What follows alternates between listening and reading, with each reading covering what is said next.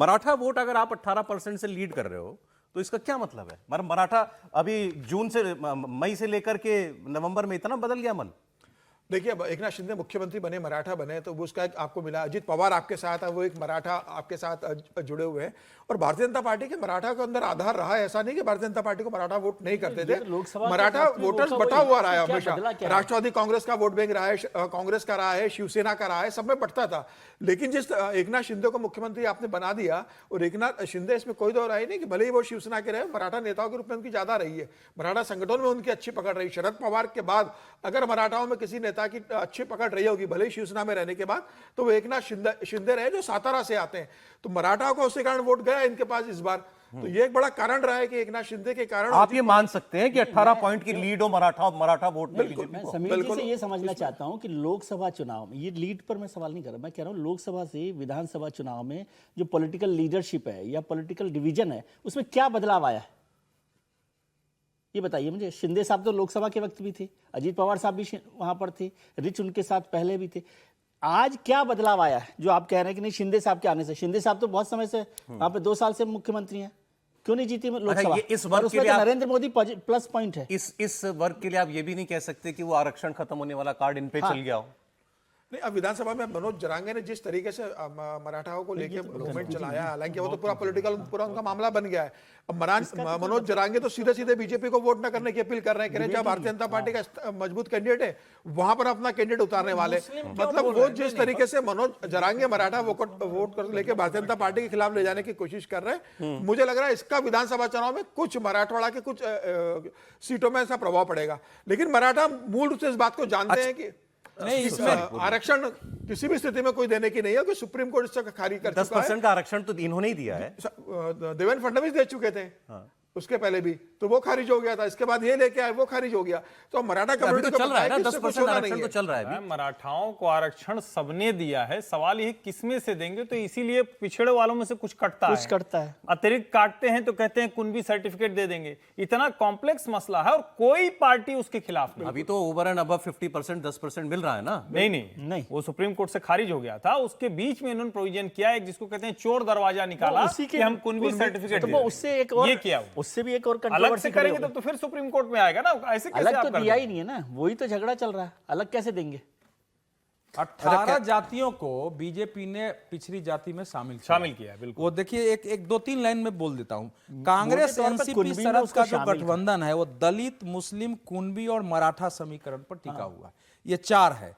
शिवसेना के आने से जो मराठा वाला ताकत है वो बोली, इसीलिए मुंबई जोन में इन्होंने जो है पूरा लाभ कमाया। और महाअघाड़ी को धनगढ़ का भी साथ मिला है। तो ये एक समस्या हो गई थी।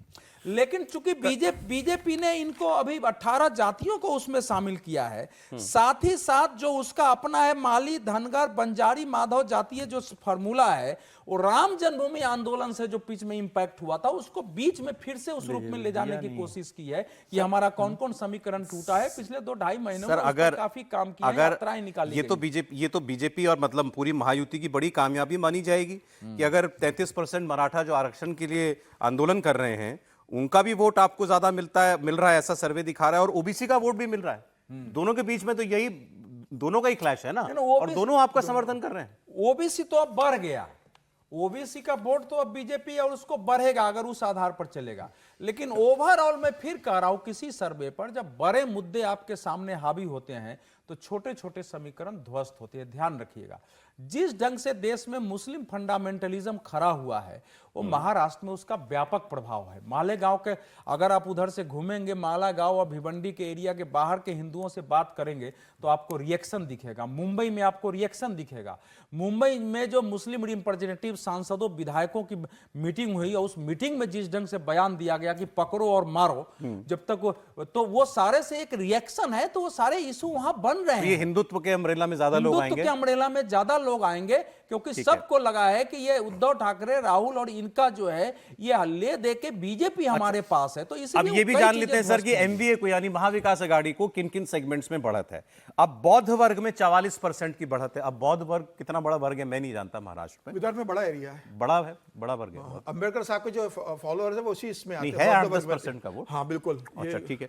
आदिवासी में 30% की, लेकिन अब इसको भी तो जरा सोचिए ना कि जो प्रकाश अंबेडकर जी हैं, अंबेडकर साहब के क्या हुए, उनके पुत्र हुए ना, होते हुए, तो वो अंबेडकर साहब ने जो दिया है उसमें क्या लिख के दिया है, बुद्धिस्ट, ऐसे उन्होंने, उनकी जो लिस्ट है यही है। तो सवाल ये है कि अगर इस तरह से वो टिकट देंगे और लड़ाएंगे तो फिर किसका नुकसान करेंगे? उसी का करेंगे ना जिसको मिल रहा होगा। तो मिल किसको रहा था? कांग्रेस को मिल रहा था, तो नुकसान उसी का करने वाले। अम्बेडकर साहब को अपनी साइड तय करनी है, की नहीं है उन्होंने? नहीं, उन्होंने अपने प्रत्याशी तो घोषित किए हैं, अब उसको आप बाद में ले लें, बात अलग है, लेकिन अभी तो वो घोषित कर चुके हैं कुछ सीटों पर प्रत्याशी। वो ऐसे थर्ड फ्रंट की भी कोशिश कर रहे हैं। हाँ, कोशिश की उन्होंने। अच्छा, आदिवासियों में 30% की लीड है, ये एक बड़ा प्लस है महाविकास आघाड़ी के लिए। एसटी वोट तो काफी होगा। एसटी वोट है, और लोकसभा में आप देखोगे तो ज्यादातर ऐसी सीटें महाविकास आघाड़ी ने जीती है, और नंदुरबार तो कांग्रेस ने जीती है। गढ़चिरौली की आप देखोगे तो शिवसेना जीत चुकी है। तो एसटी जो रिजर्व सीट ज्यादा रही है, वहां महाविकास आघाड़ी ने बहुत अच्छा प्रदर्शन किया लोकसभा चुनाव के अंदर। विधानसभा चुनाव के अंदर भी महाविकास आघाड़ी के साथ ये वर्ग जा रहा है आदिवासियों का। उसी पर झगड़ा चल रहा है गढ़चिरौली जैसी सीटों पर ही, जो अभी महाविकास आघाड़ी, कांग्रेस और शिवसेना में इस पर झगड़ा है। अच्छा, अब यहाँ थोड़ा कॉन्फ्लिक्ट आता है इस सर्वे का, जो हम लोग पहले बात कर रहे थे कि भी अभी तक तो चलो आप समाजों की बात कर रहे हो कि अपर कास्ट, मराठा, ओबीसी, दलित, बौद्ध, आदिवासी। अब जब आप इतनी जनरल कैटेगरी बनाते हो, पुअर क्लास, 11% की लीड महाविकास आघाड़ी को, तो पुअर क्लास में तो सब कुछ है। इसके बाद फिर बौद्ध किस क्लास नहीं, में दो क्लास नहीं, उन्होंने 2 क्लासेस दी हैं जिसमें एमबी आ गया है।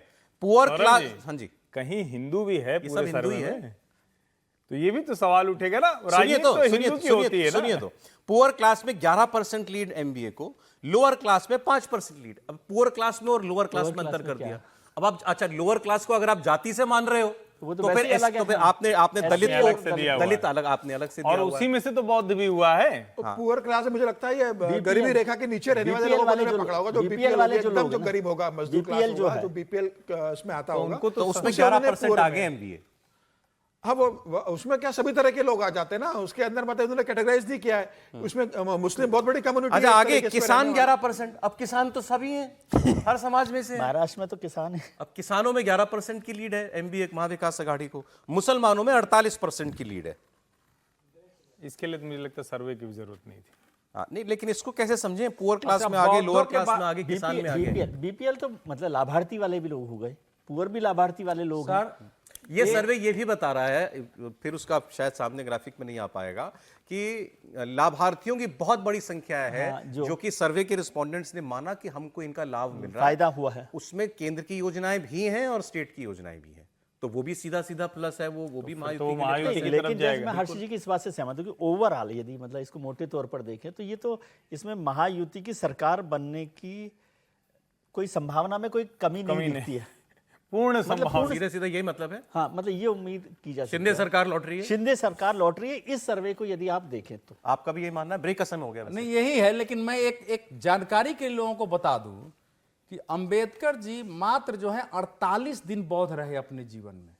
ये देश को ध्यान में रखना चाहिए। बार बार फिर क्या हो गए थे? नहीं, लेकिन आप हो गई ना, मृत्यु हो गई। आप ऐसे कह रहे हैं जैसे कोई बदल गए। इसका मतलब अलग होता है। नहीं, अब आपने शरारत, सॉरी सर, ये शरारत सुनिए ना भाई, ये शरारत वाली बात है। मैं कह रहा हूं ना, ब्रेक से पहले सिर्फ मुझसे बात किया कि ये दोनों लोग विद्वान लोग, शरारत नहीं, ये लोग बदमाशी कर देते हैं, चला जाता है। मृत्यु को 40 वर्ष पहले मैं बौद्ध बनूंगा, और जाके वो बन रहे हैं। आपको 14 अक्टूबर 1956 को जब एकदम वृद्ध हो गए थे, और 6 दिसंबर 1956 को उनकी मृत्यु हो जाती है। ठीक है, नहीं, उन्होंने एक धर्म चुन लिया। नहीं, ठीक नहीं है। इसको जो देश में फैलाया जा रहा है, ये सोचने की जरूरत है कि अंबेडकर जी इतने लंबे समय तक सारे जीवन वो दलित रहे, हिंदू रहे, बौद्ध धर्म क्यों बने? और बौद्ध तो हिंदू ही है।